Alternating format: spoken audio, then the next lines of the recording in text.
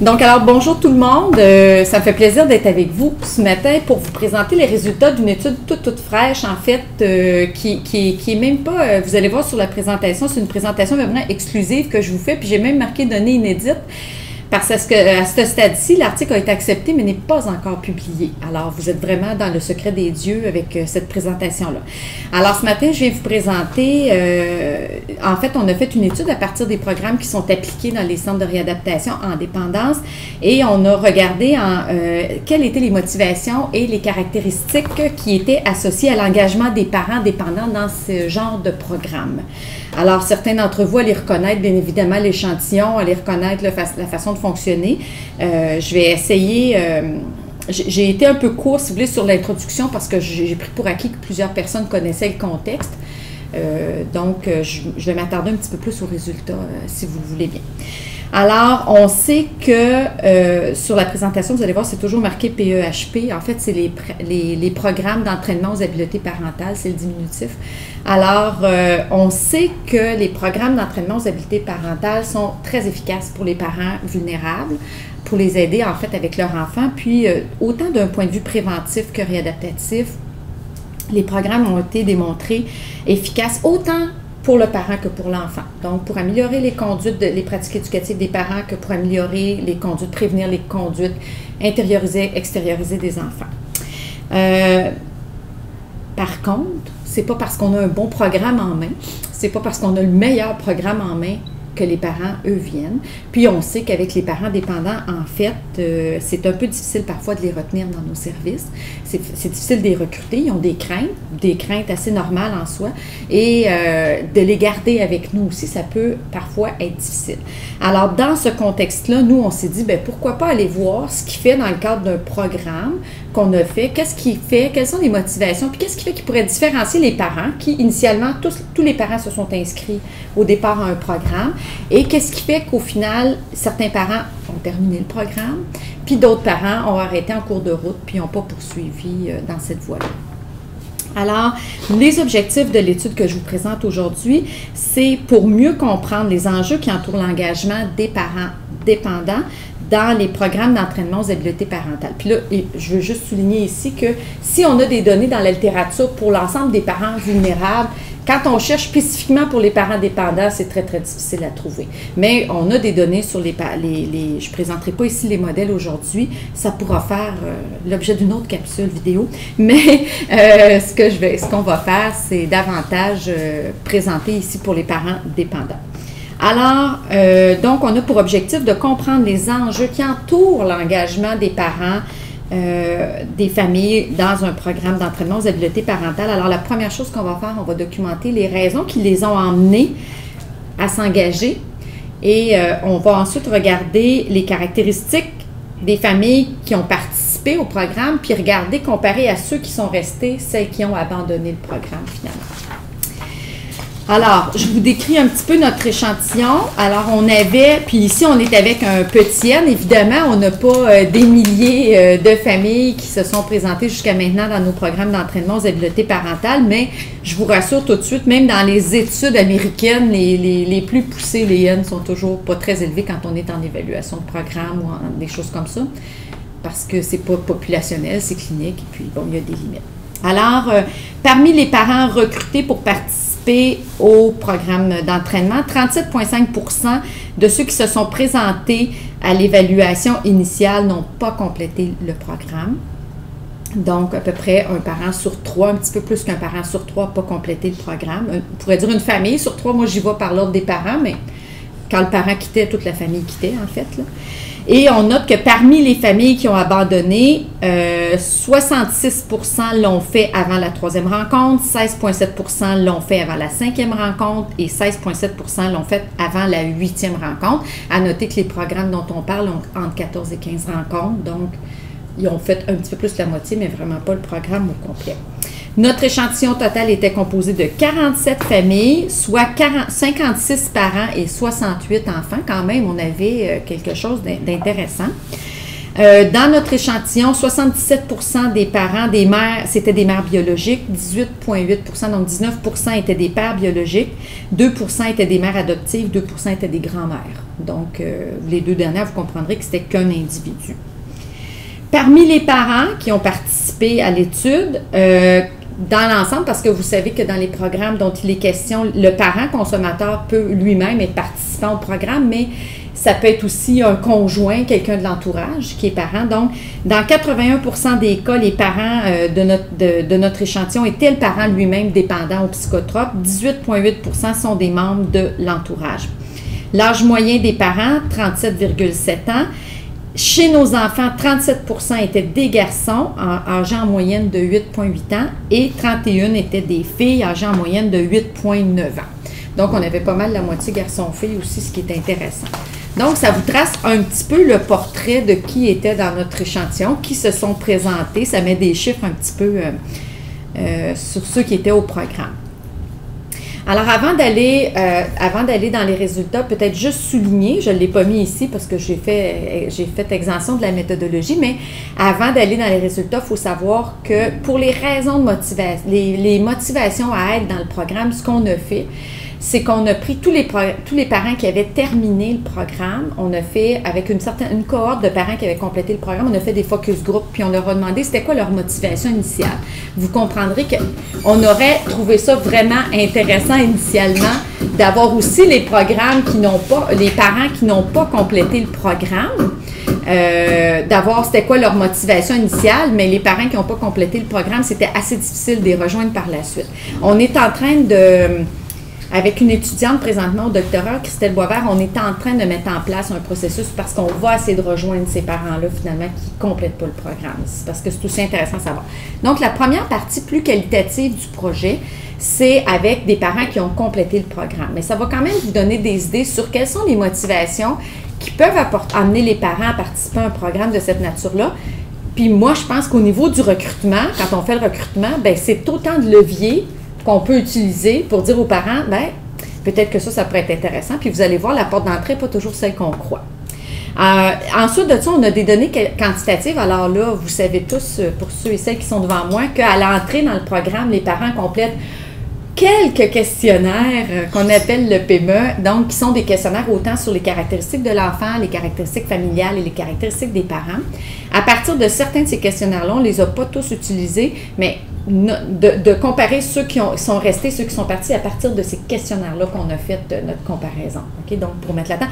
Alors, pour tous ceux qui disent « c'est compliqué remplir les PME, c'est long », bien, sachez que ça sert à quelque chose. Là, ça vous permet d'avoir des données ce matin sur ce qui compare les deux types de parents.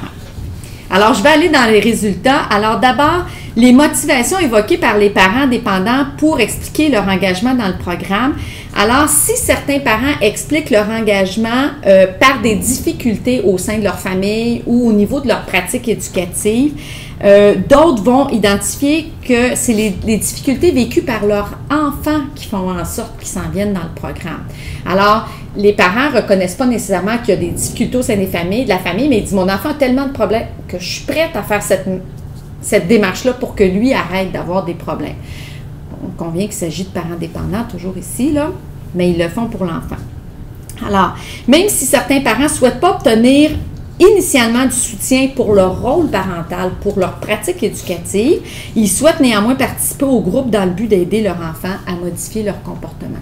Alors ici, tout de suite, là, je vais dans les conclusions, mais ici, tout de suite, c'est une porte d'entrée intéressante. Si on pense que d'entrer par la porte, de dire vous êtes un parent dépendant, peut-être que vous avez de la difficulté au niveau de vos pratiques éducatives, c'est quelque chose qui serait trop menaçant pour un parent, on pourrait passer par la porte de l'enfant qui a un trouble de comportement. Alors, les parents nous disent, d'abord, la première, de nos analyses qualitatives, première donnée qui sort, c'est que les parents s'inscrivent dans le programme pour améliorer la relation avec leur enfant. Alors, je vous lis des petits, des verbatims qu'on a ressortis des focus group. Alors, il y a un parent qui disait, « Pour moi, mes besoins, c'était pour mon enfant parce qu'elle avait perdu carrément confiance en moi. » Elle sentait mon haleine pour voir si j'avais bu. Je me suis inscrite pour qu'elle reprenne confiance en moi et qu'elle reprenne son rôle d'enfant parce qu'elle était devenue la mère dans la famille.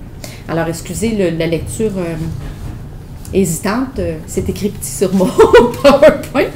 Alors, voilà. Fait que la mère, elle a dit, la mère, ce qu'elle nous dit, elle dit qu'il fallait vraiment améliorer la relation et retrouver nos rôles mutuels dans la famille. Elle définit clairement ici la présence de parentification qu'on retrouve souvent dans le cadre de familles dépendantes, l'enfant qui prend soin du parent. Alors, la mère, elle disait, c'est dans ce but-là, mais voyez-vous, elle, l'action était vraiment tournée vers l'enfant, de dire qu'il fallait qu'elle reprenne confiance, il fallait qu'elle reprenne son rôle d'enfant. Il y a des parents quand même qui nous disent qui sont venus pour être guidés dans l'exercice de leur rôle parental. Alors, une mère nous dit, ou un père, là, je suis venu chercher des points de repère parce que je ne veux pas refaire les mêmes erreurs et les mêmes fautes qu'on a faites avec moi quand j'étais jeune. Alors, c'est sûr, évidemment, quand on est des adultes puis qu'on est des parents, on va reproduire le type un peu de pratique éducative qu'on a eu, qu'on a connu. Ces parents-là disent, ben moi, je ne voulais pas les reproduire, ces pratiques-là, puis je suis venue demander de l'aide pour effectivement travailler autrement avec mon enfant. L'autre chose, les parents disaient, je veux aider mon enfant à exprimer ses émotions. Donc, voyez-vous, c'est vraiment tourné, cette fois-ci, c'est vraiment tourné vers l'aide qu'on peut apporter à l'enfant. Le parent dit, moi, l'objectif premier, c'était d'outiller ma fille pour qu'elle soit capable de bien s'en sortir dans le milieu familial dans lequel elle vit. Parce que veut pas, la consommation, ça emmène certaines réactions, attitudes, façons de faire qui peuvent être négatives pour mon enfant. Je voulais qu'elle soit en mesure de faire face à ça parce qu'elle vivait énormément de stress, d'inquiétude, de peur. J'espérais que ça l'amène à pouvoir remettre des mots sur ce qu'elle vit. Alors, le parent qui souligne ça, voyez-vous, il est très conscient que de vivre dans le milieu familial dans lequel eux autres ils sont présentement, ça peut être difficile pour un enfant, puis ils veulent du soutien pour l'enfant. D'autres personnes, puis là, vous comprendrez que c'est surtout des conjoints, des membres de l'entourage qui nous disent, ben moi, je veux comprendre les impacts de la dépendance sur le fonctionnement de notre famille. Alors, il y a une personne qui dit, moi, je n'avais pas vraiment d'attente. En fait, au début, c'était plus des attentes parce que mon mari a des problèmes de consommation et il ne le voit pas. Je pensais que mon garçon était conscient de ça, mais mon conjoint ne le voyait pas. Elle dit donc, je pense que mon fils était conscient, moi je pense que moi j'étais conscient, mon conjoint ne l'était pas. Fait qu'on est tous venus pour que quelqu'un d'autre que moi lui dise, vois-tu, ça a des impacts à consommation dans notre famille. Alors, c'est un peu les raisons, fait que de façon, en gros, c'est les raisons qui sont emmenées pour s'engager dans le programme. Fait que voyez-vous, les attentes sont de tout ordre. Ça nous dit au niveau des leviers d'intervention, quand on veut emmener un parent participer, mais on peut y aller par le bien que ça peut apporter à l'enfant, on peut y aller par le bien d'un conjoint, peut-être d'un membre de l'entourage, ou on peut y aller par la personne elle-même au niveau des pratiques éducatives. Alors, au niveau des résultats, maintenant, si on s'en va au niveau des résultats plus quantitatifs, alors les familles qui ont trouvé suffisamment de motivation se sont donc engagées dans un programme. Les autres, on les a perdus, puis c'est un fort pourcentage, là. Malheureusement, c'est un fort pourcentage qu'on appelle, puis qu'initialement, même, ils nous disent non, qu'ils ne se rendent même pas à la première rencontre. Alors, mais ceux qui ont trouvé une motivation, si petite soit-elle, ils se sont engagés, mais tous n'ont pas complété. La motivation n'a pas été suffisamment persistante pour que ces parents-là aillent au bout. Alors, le portrait qu'on a nous a permis de tracer qu'est-ce qui les différencie. Alors, qu'est-ce qui les différencie, ces deux types de familles-là, soit celles qui complètent le programme et celles qui ne le complètent pas, même si initialement, ils pouvaient avoir exactement les mêmes motivations. Puis, je fais un petit aparté pour dire ça, c'est vrai pour tous. Vous connaissez tous les stades de motivation, vous connaissez tout. Donc, on peut penser qu'initialement, ça nous ferait du bien, on s'engage, puis hop, hop, hop, après une fois, deux fois, on se désengage, on ne trouve plus la motivation. Bien, imaginez, là, avec les résultats que je vais vous donner, dans certaines familles, qui s'est ajouté des stress, qui s'est ajouté des éléments. La motivation, elle pouvait être très grande au départ, elle s'est éteinte en cours de route. Alors, je vous donne aussi des données en même temps un peu descriptives de l'échantillon, puis je vais vous expliquer ce qui les a différenciés. Alors, une famille sur trois dans notre échantillon était une famille intacte, c'est-à-dire que papa, maman et les enfants vivaient toujours ensemble. Une famille sur 10 est recomposée et une famille sur 3 est monoparentale. Les familles monoparentales sont principalement maternelles. On avait quelques familles monoparentales paternelles, mais elles étaient très, très rares. les autres enfants de notre échantillon ne vivaient pas dans leur famille, soit qu'ils vivaient en famille d'accueil ou chez un membre de la famille élargie, donc un grand-parent, une tante, quelque chose comme ça. Donc, ils ne vivaient pas dans leur famille. Fait qu'on a quand même, en gros, là, je dirais, une famille sur 3 qui est intacte, une famille sur 3 monoparentale, puis le reste de la proportion est soit recomposée ou l'enfant est à l'extérieur de la famille. Quand on a comparé les familles qui avaient complété le programme versus celles qui l'avaient complété, cette structure de famille-là ne les différencie pas du tout. Donc, initialement, qu'il vous arrive une famille intacte, une famille monoparentale recomposée, c'est pas sur cette variable-là qu'on va être capable de prédire la fin ou non, si vous voulez, du programme. On a ensuite, au niveau des données sociodémographiques, regardé en fait le nombre, la stabilité de la famille. En fait, alors on est allé revoir le nombre de recompositions familiales, le nombre de changements d'école et aussi le nombre de déménagements. Alors, quand on regarde l'ensemble de l'échantillon, puis là, je vous rappelle que c'est des enfants qui sont âgés de 6 à 12 ans. Au cours de leur vie, les enfants ont vécu en moyenne 5,6% de recomposition familiale, mais ça peut être l'arrivée d'un frère, d'une sœur. C'est pas nécessairement un nouveau conjoint, un divorce, une séparation. Là, ça peut être juste l'arrivée d'un frère, d'une sœur, mais c'est quand même près de 6% de recomposition. Fait que si on prend un enfant de 6 ans, ça serait un changement par année de recomposition familiale, ce qui est assez important comme instabilité. 1,6% oui, de changement d'école et 3,7% de déménagement, donc de la mouvance. Alors, certains enfants ont connu davantage d'instabilité depuis leur naissance. Le nombre de recompositions familiales variait de 0 à 17 dans notre échantillon. Alors, il y a des enfants de notre échantillon pour lesquels il n'y avait connu aucune, au niveau du changement, recomposition, peut-être qu'il est un bébé de famille, peut-être qu'il est... et donc, il n'avait jamais connu de changement familial, mais pour d'autres, il en avait connu jusqu'à 17. Le nombre de changements d'école varie de 0 à 6 et le nombre de déménagements de 0 à 9. Alors, les enfants des familles qui ont abandonné le programme ont tendance à vivre plus d'instabilité que les familles qui ont poursuivi dans le programme. Ils ont vécu davantage de recomposition familiale.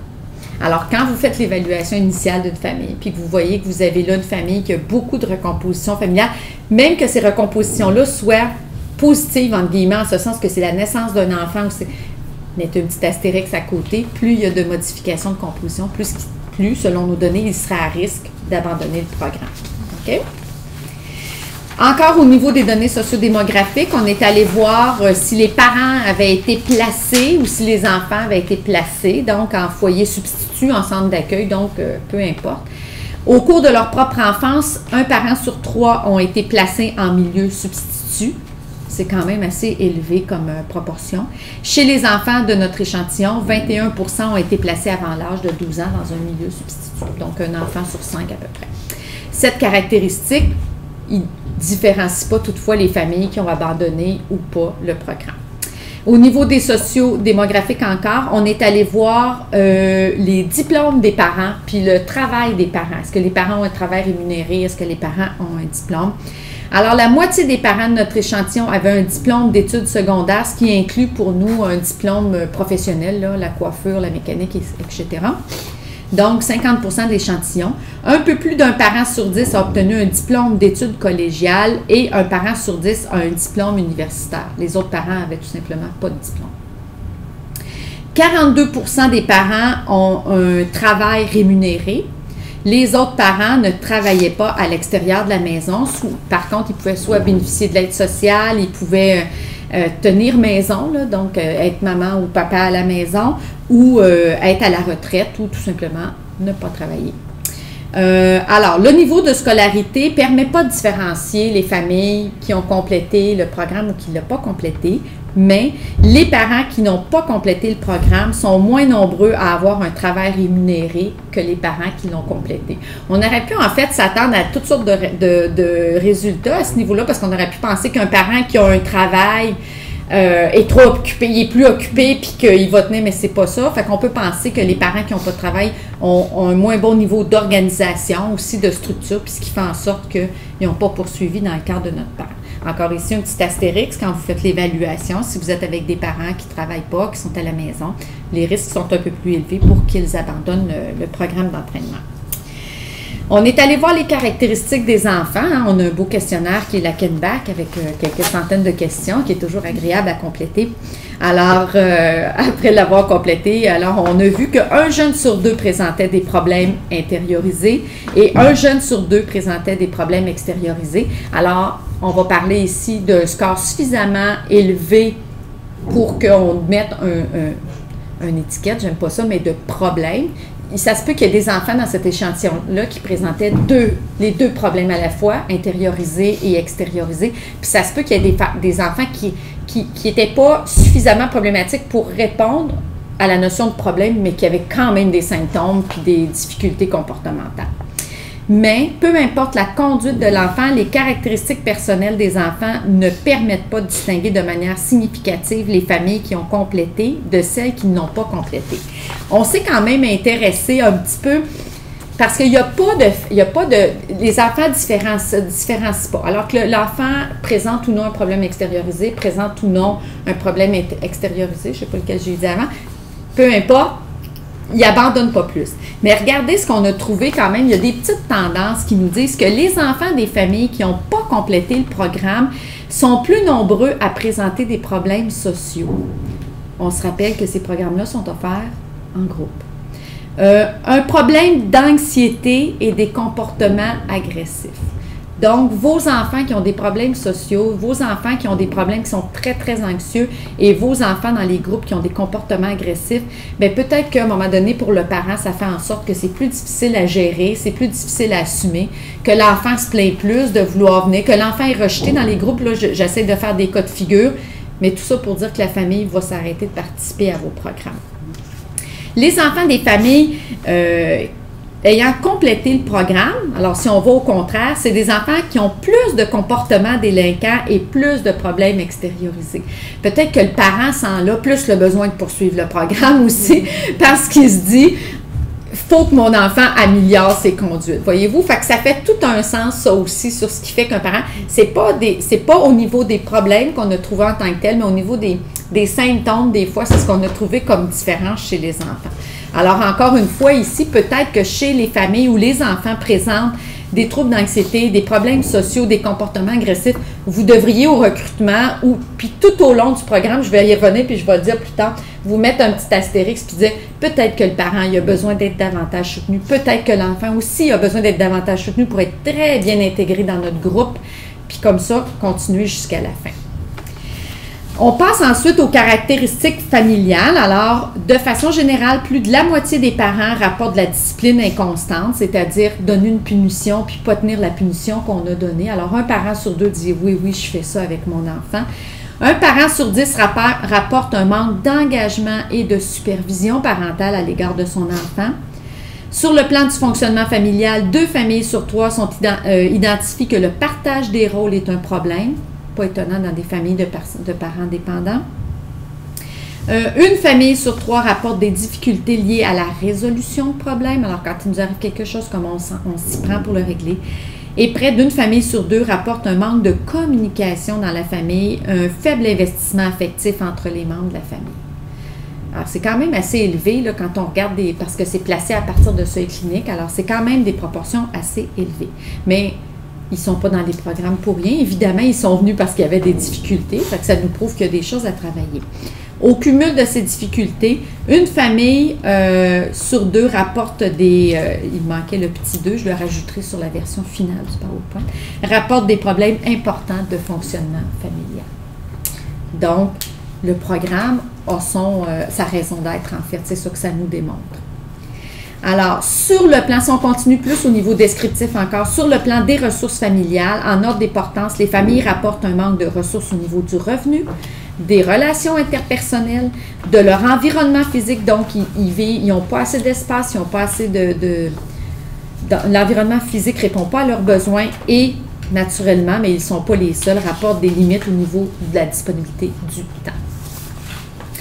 Alors, de toutes les caractéristiques familiales que je viens de vous parler ici, 4 va nous permettre d'identifier, de différencier les familles qui ont complété le programme de celles qui ne l'ont pas complété. Alors, les familles qui ont un plus haut niveau de manque de supervision, les familles qui ont un plus haut niveau de manque de communication familiale, des familles qui ont un faible investissement affectif et les familles qui présentent un plus haut taux de dysfonctionnement familial. Alors, ça fait beaucoup de sens, en fait. Hein? Ça nous dit le parent qui est moins engagé à l'endroit de son enfant, pour qui le niveau de communication est plus difficile, pour qui c'est plus difficile de placer son rôle de parent en tant que superviseur, bien, ces parents-là, ces familles-là, souvent ne compléteront pas le programme. Alors, les résultats. Pardon, je suis en train de m'étouffer, mais on va prendre un petit verre d'eau. Ça ne sera pas pour cette vidéo. Alors, en conclusion, ce que ça nous donne, en fait, les résultats qu'on a obtenus vont tout à fait dans le sens de la littérature, même si la littérature, elle, n'est pas spécifique aux parents dépendants. On parle de familles vulnérables, de familles à risque. Les résultats que nous, on a obtenus vont tout à fait en ce sens-là. Alors, donc, les résultats indiquaient que le comportement de l'enfant influençait l'inscription des parents dans un programme d'entraînement aux habiletés parentales. Alors, parce que le parent va à ce moment-là voir davantage la raison, vont percevoir davantage de bénéfices à participer, à un tel programme. Alors, lors du recrutement, parce que c'est le but ultime de l'étude, c'est de faciliter le recrutement, puis c'est de faciliter aussi la rétention, parce qu'on peut penser que ces caractéristiques-là, on va les dépister au début, mais quand on les a dépistées, il ne faut pas baisser les bras en cours de route. C'est pas parce que le parent, là, vous avez vu, on a un parent sur 3, c'est pas parce que le parent s'est inscrit, puis qui est venu même des fois jusqu'à 4, 5, 6 rencontres, qui va compléter le programme. Puis nous, on sait que pour que le programme soit efficace, voyez-vous, avec quoi on est pris, c'est qu'on sait que pour que le programme soit efficace, le parent, la famille doit y être suffisamment exposé. Alors, s'il quitte avant la fin, ça ne veut pas dire que ça ne leur a rien donné. Je vous encourage à continuer à vous investir. Mais ce que ça veut dire qu'on sait qu'on parle en moyenne de 45 heures d'exposition au programme, au traitement. Bien, il faut qu'on ait là nos 14 rencontres pour qu'on ait cette moyenne d'exposition-là. OK? Donc, lors du recrutement, au-delà de présenter le programme, ce que c'est le programme, ce que c'est les ateliers, puis au-delà de dire, il va vous permettre comme parent d'améliorer vos pratiques éducatives, je vous encourage fortement à inciter sur les effets possibles du programme sur le comportement de l'enfant. Vous allez aller chercher là tous les parents qui trouvent que d'aller vers ces conduites à eux, ces pratiques à eux, c'est menaçant, mais on a des parents là qui, même s'ils ont des difficultés, souhaitent aider leur enfant ou souhaitent améliorer la situation, puis on risquerait peut-être de les engager davantage dans le programme. Alors, on dit aussi, Cashdin nous dit aussi que les familles qui sont confrontées à plus d'obstacles, naturellement, vont être plus à risque d'abandonner un programme. C'est assez évident, c'est assez logique. Les résultats de notre étude prouvent ça aussi. Donc, on confirme en partie. Parce qu'il faut penser que nous, on est dans une population clinique, c'est très important. Fait que tous les parents qu'on a là de départ, là, ils en ont tous des difficultés. Il n'y a pas de parents qui sont là, puis que tout va bien. D'ailleurs, c'est pour ça qu'ils sont engagés dans le programme. Mais ceux qui abandonnent en ont davantage que les autres. Alors, les résultats, donc, en confirment en partie. En effet, comparé aux familles qui ont complété, et là, je vous fais un petit rappel rapide, ceux qui ont abandonné présentent une plus grande instabilité familiale, un faible investissement affectif, un manque de supervision parentale, une faible communication familiale et un dysfonctionnement familial. À ça, même si ce n'est pas nécessairement donné comme étant significatif, rappelez-vous qu'on a des enfants avec une faible capacité sociale, des enfants avec plus de conduite agressive et des enfants plus anxieux. Alors, quand vous avez ce portrait familial-là, ça devrait allumer une lumière puis dire « Oups, peut-être qu'on va être à risque de perdre ces parents-là, ces familles-là en cours de route. » Alors, j'ai évoqué certaines hypothèses ici. Donc, c'est sûr qu'il est davantage attendu qu'une famille qui présente plusieurs vulnérabilités ne complète pas ce qu'elle a commencé, évidemment. Améliorer les habiletés parentales et les comportements de l'enfant apparaissent peu prioritaires peut-être pour des parents ou des familles qui sont aux prises avec un paquet de problèmes. Quand on ne sait pas ce qu'on va mettre sur la table, quand on ne sait pas comment on va habiller les enfants pour l'hiver, bien, peut-être que la supervision parentale, ça passe en deuxième cas. Les parents qui abandonnent perçoivent alors la participation au programme, pas comme une aide, mais comme quelque chose de supplémentaire dans leur liste de choses à faire, de préoccupations. Alors, ils ne voient pas ça comme facilitant puis aidant, ils voient ça peut-être comme un ajout à leurs difficultés. Il est également possible de croire que les parents qui présentent plus de complications relationnelles avec leur enfant et qui sont moins investis au plan affectif vont se désengager plus facilement. Si l'engagement parent-enfant est vraiment fort, bien, le parent, il va sans doute maintenir par engagement, par amour à l'enfant. Quand l'engagement est plus étiolé, plus difficile, que le parent est plus découragé, on avait dans nos questionnaires, mon enfant est difficile à faire écouter, ça me décourage, on a ce genre de questions-là dans nos questionnaires. Bien, peut-être que ça peut expliquer pourquoi qu'un parent dit « Je suis allé au groupe 3-4 fois, même eux autres, ils n'y arrivent pas, c'est fini, on tire la plug, on s'en va chez nous. » OK? Ça se peut que ça arrive, ça, comme réflexion. Les résultats de l'étude appuient ceux de Corsico aussi, qui nous indiquent que les bénéfices et les coûts perçus à la participation sont des éléments qui influencent directement. Alors, il y a des parents peut-être aussi qui s'attendaient dès la première rencontre à voir apparaître un bénéfice, puis qui ne l'ont pas vu apparaître le bénéfice. Au contraire, ils ont vu apparaître des difficultés supplémentaires, peut-être par l'évaluation, par les commentaires qu'on leur donne. On ajoute des choses, ils disent « Hey, moi, je m'en ai ici que ça aille mieux, je sors d'ici, ça va moins bien. » Ou je me compare aux autres parents dans le groupe, puis eux autres, ça va donc bien, on est donc pas bon chez nous. Je vais m'en aller de là avant d'en rajouter déjà à la perception que j'ai. Les coûts-bénéfices ne sont pas gagnants pour eux. Les familles qui n'ont pas complété le programme pourraient donc avoir initialement une motivation à entreprendre, comme je vous le disais tantôt, mais le cumul des difficultés relationnelles et affectives dans la famille auront raison de leur motivation initiale et ils vont quitter. Alors, afin de retenir, on va terminer là-dessus, afin de retenir au sein des programmes les familles les plus susceptibles de le quitter, le repérage, la motivation des familles qui présentent de plus grandes difficultés sont incontournables. Alors, je sais que des fois, faire l'évaluation initiale, ça peut paraître ardu, ça peut paraître difficile. On peut la travailler, on peut la diminuer, mais il y a des choses que je pense qu'il faut regarder dans l'évaluation initiale pour qu'on puisse les dépister puis leur offrir le soutien nécessaire en cours de route à ces parents-là. Les contacts fréquents avec les parents. On travaille fort dans le recrutement, puis des fois, on dirait qu'une fois qu'ils sont avec nous, on lâche prise un petit peu. Alors, on dit les contacts fréquents avec les parents au cours du programme apparaissent aussi essentiels pour demeurer à l'affût des besoins qui peut-être initialement n'étaient même pas présents à l'évaluation puis sont apparus en cours de route. Parce que le programme, il y a des effets bénéfiques, mais on sait que pour travailler une difficulté, des fois, il faut se replonger dedans puis ça peut faire ressortir des choses qui initialement n'étaient même plus présentes dans la famille. Alors, une supervision, un contact fréquent pour voir ça va bien, comment vous trouvez ça. Puis je dirais plus qu'en groupe aussi, des fois individualisé, parce qu'il y a des gens qui en groupe, pour ne pas se sentir, comme je vous disais tantôt, moins bons ou moins bien que les autres, vont minimiser ce qu'ils vivent. Donc, des fois, des contacts individualisés, puis dire, est-ce que ça s'est bien passé pour vous aujourd'hui? Est-ce que ça va bien? On continue comme ça. Puis ne pas hésiter non plus à regarder avec eux, c'est quoi les obstacles qui font en sorte que ça pourrait rendre difficile leur participation. Donc, à ce moment-là, on peut essayer. On le fait déjà dans ces programmes-là. On met en place des choses qui vont les faciliter, la garderie, les repas, tout ça.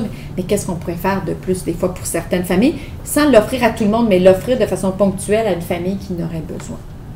Alors voilà, ça fait le tour de l'étude que je voulais vous présenter aujourd'hui. Merci, Madame Laventure.